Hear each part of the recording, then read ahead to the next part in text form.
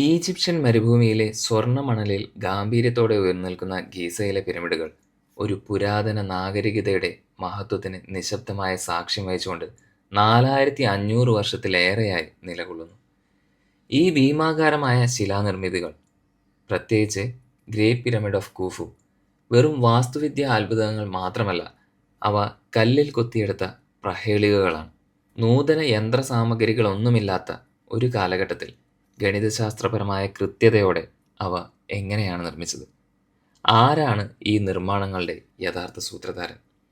അവ മനുഷ്യൻ്റെ ചാതുര്യം മാത്രമാണോ, അതോ അവയുടെ കഥയിൽ മറ്റെന്തെങ്കിലും ഒളിഞ്ഞിരിക്കുന്നുണ്ടോ? അവയുടെ സൃഷ്ടിയുടെ നിഗൂഢതയ്ക്കപ്പുറം ആഴമേറിയ ഒരു ചോദ്യമുണ്ട്: അവ എന്തിനാണ് നിർമ്മിച്ചത്? ഉത്തരം നമ്മെ മരണാനന്തര ജീവിതത്തിൻ്റെ മണ്ഡലത്തിലേക്ക് നയിക്കുന്നു. അവിടെ മരണം അവസാനമല്ല, മറിച്ച് നിത്യതയിലേക്കുള്ള ഒരു പരിവർത്തനമായിരുന്നു. പുരാതന ഈജിപ്തുകാർക്ക് പിരമിഡുകൾ വെറും ശവകുടീരങ്ങൾ മാത്രമായിരുന്നില്ല. ഫറവോന്റെ ആത്മാവ് സ്വർഗത്തിലേക്ക് കയറാനും ദൈവങ്ങൾക്കിടയിൽ എന്നേക്കും ജീവിക്കാനും സഹായിക്കുന്നതിനെ ശ്രദ്ധാപൂർവം രൂപകൽപ്പന ചെയ്ത ആത്മീയ കവാടങ്ങളായിരുന്നു അവ. പിരമിഡുകളുടെ നിർമ്മാണത്തിന് പിന്നിലെ രഹസ്യങ്ങൾ, അവയുടെ രൂപകൽപ്പനയ്ക്ക് പിന്നിലെ മനസ്സുകളും കെട്ടുകഥകളും, മനുഷ്യരാശിയുടെ ഏറ്റവും വലിയ അത്ഭുതങ്ങളിൽ ഒന്നിനെ രൂപപ്പെടുത്തിയ മരണാനന്തര ജീവിതത്തെക്കുറിച്ചുള്ള കാലാതീതമായ വിശ്വാസം എന്നിവയിലേക്കാണ് നമ്മൾ നോക്കാൻ പോകുന്നത്. Welcome back to the diary of Raju. ഇന്ന് ശവശരീരങ്ങൾ അടക്കം ചെയ്യുന്നത് പോലെ തന്നെ നോർത്ത് ആഫ്രിക്ക, പ്രധാനമായും ഈജിപ്ത് ഉൾപ്പെടെയുള്ള പല ഭാഗങ്ങളിലും പണ്ടും ശവശരീരങ്ങൾ കുഴിച്ചിട്ടിരുന്നു. ശരിക്കും ആ പ്രദേശങ്ങൾ പൂർണ്ണമായും മരുഭൂമികളായിരുന്നു. മരുഭൂമിയിൽ കുഴിച്ചിടുന്ന ശവശരീരങ്ങൾ വർഷങ്ങളോളം കേടുപാടുകൾ കൂടാതെ ഇരിക്കുമായിരുന്നു. ഇത് ഈജിപ്ഷ്യൻസിന്റെ മതപരമായ വിശ്വാസങ്ങളെയും സ്വാധീനിച്ചിരുന്നു. മരണാനന്തര ജീവിതത്തിന് ഈ ശരീരവും ആവശ്യമായിരുന്നു എന്നായിരുന്നു അവരുടെ വിശ്വാസം. അതിനാൽ തന്നെ മരണശേഷം അടക്കം ചെയ്യുന്ന ശവശരീരം കേടാകാതെ ഇരിക്കാൻ കല്ലുകൾ അതിനു മുകളിൽ അടുക്കിയിരുന്നു. പിന്നീട് അത് മൺകട്ടകൾ കൊണ്ട് അടക്കപ്പെട്ട മത്സബ എന്ന റെക്ടാങ്കിൾ ആകൃതിയിലുള്ള കല്ലറകളായി രൂപാന്തരപ്പെട്ടു. ഒരു നാളിൽ ജോസർ എന്നൊരു ഈജിപ്ഷ്യൻ രാജാവ് ഒന്നിനു മുകളിൽ ഒന്നായി 6 മത്സബകൾ അടുക്കി ഒരു കല്ലറ നിർമ്മിച്ചു. അതായിരുന്നു ചരിത്രത്തിലെ ആദ്യത്തെ പിരമിഡ്. അങ്ങനെ പിരമിഡ് ഓഫ് ജോസർ എന്ന ആ പിരമിഡിലൂടെ ലോകത്ത് പിരമിഡുകളുടെ യുഗം തന്നെ ആരംഭിച്ചു. പിന്നീട് ഈജിപ്തിലെ 4ാമത്തെ രാജപരമ്പരയുടെ സ്ഥാപകനായിരുന്ന സ്നെഫ്രു എന്ന ഫറവോ തനിക്കായി ഒരു കൂറ്റൻ പിരമിഡിന്റെ നിർമ്മാണം ആരംഭിച്ചു. അങ്ങനെ നിർമ്മിച്ച മെയ്ഡം എന്ന സ്റ്റെപ്പ് പിരമിഡ് ഇന്നും ഈജിപ്തിൽ നിലനിൽക്കുന്നുണ്ട്. നിർമ്മാണം പൂർത്തിയായപ്പോൾ 93 മീറ്റർ ഉയരമുണ്ടായിരുന്ന ഈ പിരമിഡിന് ദൃഢമായ നിർമ്മിതിയല്ലാത്തതിനാൽ കാലക്രമേണ കേടുപാടുകൾ സംഭവിച്ച് ഇപ്പോൾ 65 മീറ്ററായി ഇതിന്റെ ഉയരം കുറഞ്ഞിട്ടുണ്ട്. ഈ പിരമിഡിൽ സംതൃപ്തനല്ലാതിരുന്ന ഫറവോ സ്നെഫ്രു മറ്റൊരു പിരമിഡ് ഉണ്ടാക്കാൻ തീരുമാനിച്ചു. അത് നേരത്തേതുപോലെ സ്റ്റെപ്പ് പിരമിഡ് അല്ലാതെ വശങ്ങൾ നിരപ്പായ ഒന്നാണ് ഉണ്ടാക്കാനായി തീരുമാനിച്ചത്. അത്തരമൊരു പിരമിഡ് മുമ്പ് ആരും തന്നെ ഉണ്ടാക്കിയിട്ടില്ലാത്തതിനാൽ ആ പിരമിഡിന്റെ നിർമ്മാണം നടന്നില്ല. മണലിൽ വളരെ കുത്തനെ, അധികം ചെരിവില്ലാതെയുള്ള നിർമ്മാണം, കൃത്യതയില്ലാത്ത പ്ലാനിംഗ്, ഇവയൊക്കെയായിരുന്നു അതിന്റെ പ്രശ്നങ്ങൾ. പകുതിയോളം ചെരിവില്ലാതെ കുത്തനെ നിർമ്മിച്ചതിന് ശേഷം അത് പ്രാവർത്തികമാകില്ല എന്ന് മനസ്സിലാക്കിയപ്പോൾ അവർ ബാക്കി പകുതി നല്ല ചെരിവ് കൊടുത്ത് നിർമ്മിച്ചു. ബെൻഡ് പിരമിഡ് എന്നറിയപ്പെടുന്ന ഈ പിരമിഡും ഇന്ന് ഈജിപ്തിൽ നിലനിൽക്കുന്നുണ്ട്. പണി പൂർത്തിയായ ശേഷം ഈ പിരമിഡ് കണ്ട സ്നെഫ്രു വികൃതമായ ഈ പിരമിഡിൽ തനിക്ക് കിടക്കണ്ട എന്ന് തീരുമാനിച്ചുകൊണ്ട് 3ാമത്തെ പിരമിഡിന്റെ നിർമ്മാണം ആരംഭിച്ചു. ഇത്തവണ കൃത്യമായ അടിസ്ഥാനത്തോടെയും കൃത്യതയുള്ള അളവുകളോടെയും പ്ലാനിങ്ങുകളോടെയും ഒക്കെ പുതിയ പിരമിഡ് നിർമ്മിച്ചു. 105 മീറ്റർ ഉയരമുള്ള റെഡ് പിരമിഡ് എന്ന ഈ പിരമിഡും ഇന്ന് ഈജിപ്തിൽ നിലനിൽക്കുന്നുണ്ട്. പിന്നീട് സ്നെഫ്രുവിന്റെ മകനായ കൂഫുവും ഇതേ മാതൃകയിലാണ് പിരമിഡ് നിർമ്മിച്ചത്. 4500 വർഷങ്ങൾക്ക് മുൻപാണ് കൂഫു തന്റെ പിരമിഡ് നിർമ്മിക്കുന്നത്. ഗീസയിലെ 3 ഭീമൻ പിരമിഡുകളിൽ ഏറ്റവും വലുതായ ഇത് ഇന്നറിയപ്പെടുന്നത് ദ ഗ്രേറ്റ് പിരമിഡ് ഓഫ് ഗീസ എന്നാണ്. മനുഷ്യവർഗം ഇതുവരെ നിർമ്മിച്ചതിൽ ഏറ്റവും അസാധാരണവും നിലനിൽക്കുന്നതുമായ സ്മാരകങ്ങളിൽ ഒന്നാണിത്. തുടക്കത്തിൽ 146.6 മീറ്റർ, അതായത് 481 അടി ഉയരമുണ്ടായിരുന്ന ഇത് ഇപ്പോൾ മണ്ണൊലിപ്പും മിനുസമാർന്ന പുറംചട്ടയിലെ കല്ലുകളുടെ നഷ്ടവും കാരണം ഏകദേശം 138.8 മീറ്റർ, അതായത് 455 അടി ഉയരത്തിലെത്തിയിരിക്കുന്നു. അതിന്റെ അടിത്തറയുടെ ഓരോ വശവും ഏകദേശം 230.4 മീറ്റർ, അതായത് 755.9 അടി നീളുന്നു. ഇതിന്റെ കോറ് പരിക്കൻ ലൈംസ്റ്റോൺ കൊണ്ടും പുറം കവചം മിനുക്കിയ വൈറ്റ് ട്യൂറ ലൈംസ്റ്റോൺ കൊണ്ടും അകത്തെ അറകൾ അസ്വാനിൽ നിന്ന് കൊണ്ടുവന്ന കൂറ്റൻ ഗ്രാനൈറ്റ് ബ്ലോക്കുകൾ കൊണ്ടുമാണ് നിർമ്മിച്ചത്.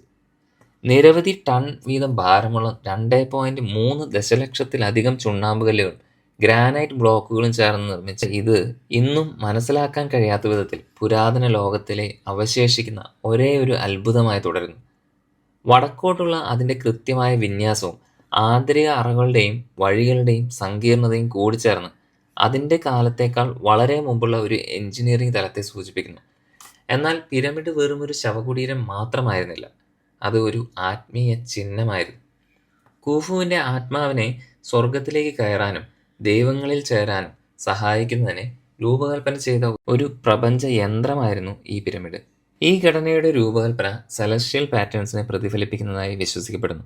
പ്രത്യേകിച്ച് പുരാതന ഈജിപ്തുകാർ മരണാനന്തര ജീവിതത്തിന്റെ ദേവനായ ഒസിരിസുമായി ബന്ധപ്പെടുത്തിയിരുന്ന ഓറിയോൺ നക്ഷത്ര സമൂഹവുമായി.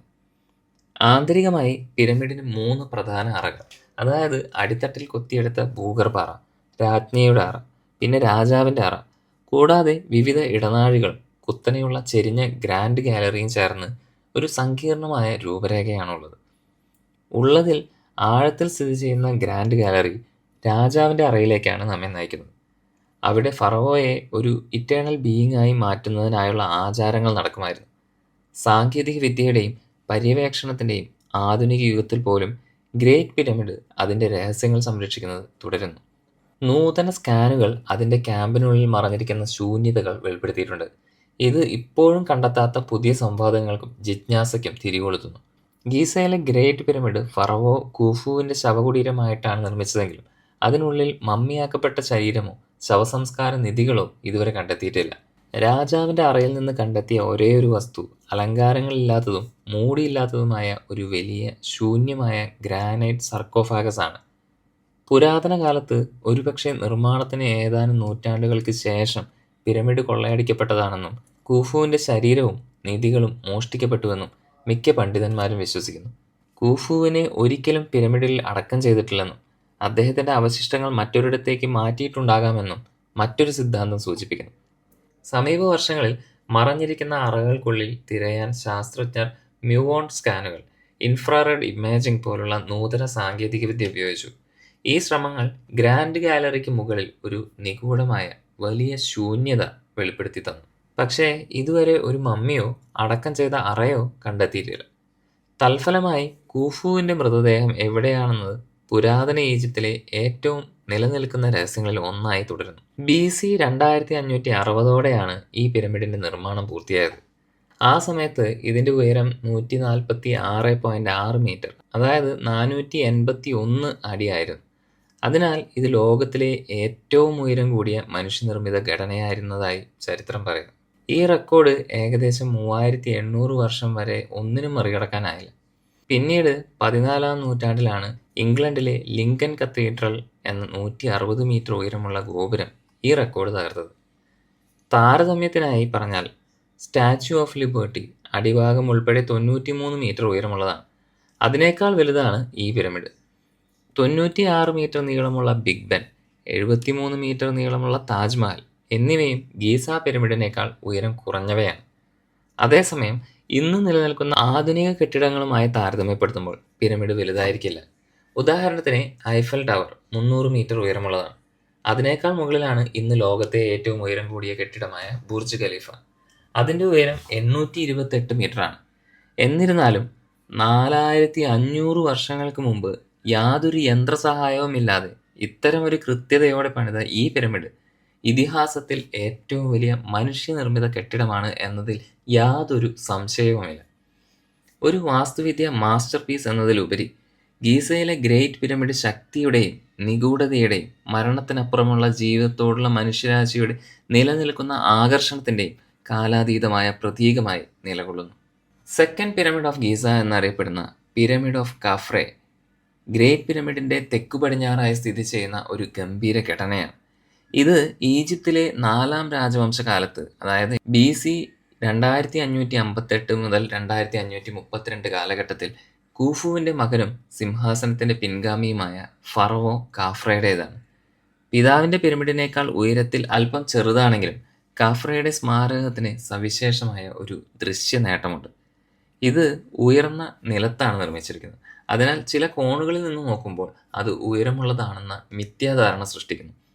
ഈ പിരമിഡിന്റെ യഥാർത്ഥ ഉയരം ഏകദേശം 143.5 മീറ്റർ, അതായത് 471 അടിയായിരുന്നു.